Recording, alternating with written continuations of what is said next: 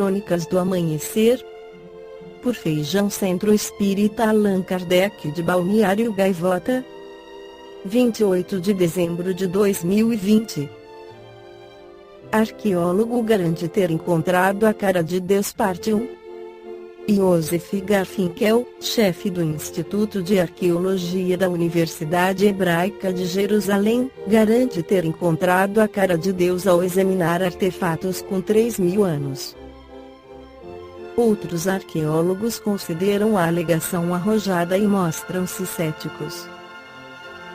Os vários artefatos estudados pela equipa de Garfinkel foram encontrados em 3 sítios arqueológicos diferentes localizados no território do antigo Reino de Judá.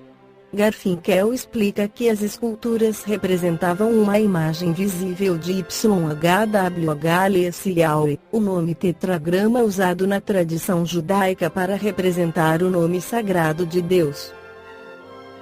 Assim, os artefactos tratam-se de representações da figura de Deus. As descobertas foram publicadas este mês na revista científica Biblical Archaeology Review, apesar de terem sido mal recebidas por vários pares. Muitos acusam Garfinkel de ceder ao sensacionalismo. Quando descobrimos a primeira estatueta em Khirbet Qeiyafa, em 2010, não havia paralelos ela, disse Garfinkel. Apenas 2 anos depois foram encontradas 2 cabeças semelhantes em Tel Moza. Quando vi como essas 3 cabeças eram semelhantes, comecei a procurar mais itens e encontrei 2 objetos semelhantes na coleção Moshe Dayan no Museu de Israel. As estatuetas de cabeças encontradas em Tel Moza foram descobertas juntamente com estatuetas de cavalo. Garfinkel apercebeu-se que na Bíblia hebraica, Deus às vezes é descrito como um cavaleiro. O arqueólogo rejeitou a ideia de que a figura poderia ter sido uma representação de um rei, uma vez que a ideia da monarquia como divindade não se alinhava com nenhuma tradição conhecida em Judá. Agora a questão é quem é o Deus que eles representam. Estamos familiarizados com o panteão cananeu e todos os seus diferentes deuses, e temos estatuetas cananeias representando-os, disse Garfinkel. No entanto, estas estatuetas são completamente diferentes, por isso não retratam nenhum deles. Sabemos que em Judá havia um novo Deus.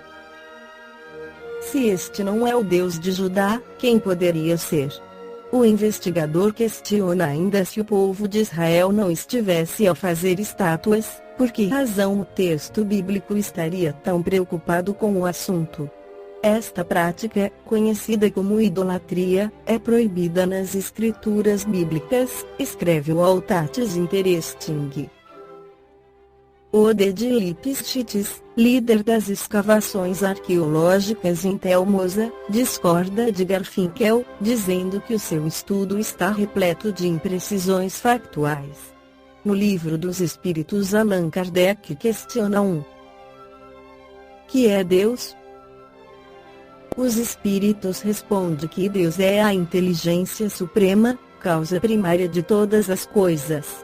O Espírito Miramês, pela psicografia de João Nunes Maia, esclarece no livro Filosofia Espírita volume 0, o primeiro interesse de Allan Kardec foi saber dos espíritos quem era Deus, e eles responderam dentro da maior simplicidade, mas com absoluta segurança: Deus é a inteligência suprema, causa primária de todas as coisas.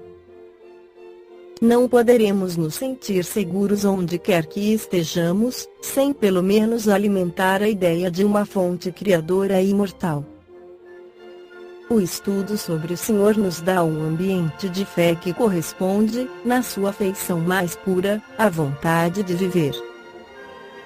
Sentimos alegria ao entrarmos em contato com a natureza, pois ela fala de uma inteligência acima de todas as inteligências humanas, de um amor diferente daquele que sentimos, de uma paz operante nos seus mínimos registros de vida.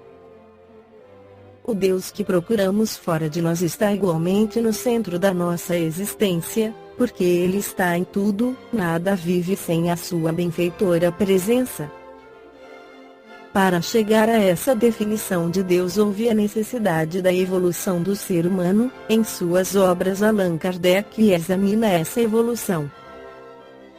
Diz o codificador, o homem primitivo entendia Deus como um ser antropomórfico, incapaz pela sua ignorância, de conceber um ser imaterial, sem forma determinada, atuando sobre a matéria, conferiu-lhe o homem atributos da natureza corpórea, isto é, uma forma e um aspecto, no Livro dos Espíritos, questão 667.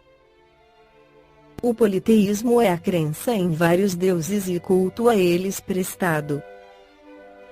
Chamando Deus a tudo o que era sobre-humano, os homens tinham por deuses os espíritos.